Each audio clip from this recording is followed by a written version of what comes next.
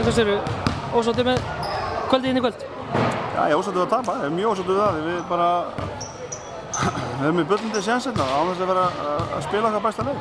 Kaja var alltaf með okkur í leiknum og greinilegt að hún er ekki búin að vera með okkur 2 vikur. Þannig að hérna, ég er mjög ósáttur að tapa þess að því við áttum allan séns. Þær komum sér í leikinn og þvílíkur grísakorfu hérna og 2 drýgastæðar grísakorfum og hérna erum við náðum tilbaka og það áttum að klára þetta hérna í lokin.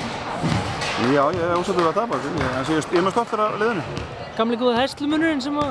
Já, þetta er bara 2 góð lið hérna og hérna það var mjög lítið dæmt og það er saman hvernig við vorum að keyra korfuna eða var undir korfuna, við vorum ekki rosalega mikið á vítalínu. En svona var bara línan í kvöld og við náðum ekki að ráða við það. Þetta eru 2 bestu liðin, er ekki hótt að segja það í deildinni í dag? Í staðan deildinni segja það allavega og þetta er fyrsti leikurinn af 4 móti þeim og móti snýst ekki bara leikinn á milli þessar 2 liða. Það þarf að klára allt prógrammið og hérna þetta er ekkert auðveldasti völlurinn til þess að koma. Það er spila betur hérna heldur annar stað.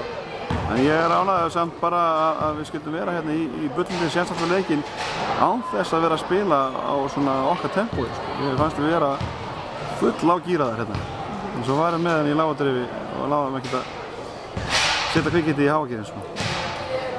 Þið spiluðu með 1 erlendan leikmann í fyrra. Er það að hjálpa ykkur jafnvel núna í ár?